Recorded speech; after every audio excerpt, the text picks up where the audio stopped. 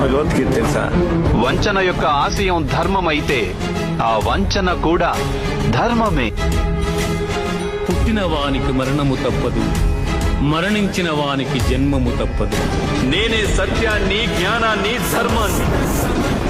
నా అనుమతితోనే మీరు యుద్ధం చేస్తున్నారు, నా అనుమతితోనే మీరు జీవించి ఉన్నారు, నా అనుమతితోనే మీకు మృత్యువు ప్రాప్తిస్తుంది. ఏ కాలమున ధర్మమునకు హాని కలుగును, అధర్మము వృద్ధి నొందును. ఆయా సమయముల యందు శిష్ట రక్షణ, దుష్ట శిక్షణ, ధర్మ సంరక్షణముల కొరకు ప్రతి యుగమున అవతారము దాల్చుతున్నా. పొగ చేత అగ్ని, మురికి చేత అద్దము, మావి చేత శిశువు ఎట్లు కప్పబడును, అట్లు కామము చేత జ్ఞానము కప్పబడి. దుఃఖములు కలిగినప్పుడు దిగులు చెందని వాడు, సుఖములు కలిగినప్పుడు స్పృహ లేనివాడు, రాగము, భయము, క్రోధము పోయినవాడు స్థితప్రజ్ఞుడని చెప్పబడు.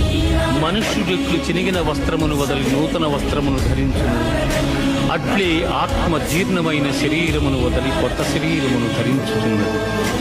ఆత్మ నాశ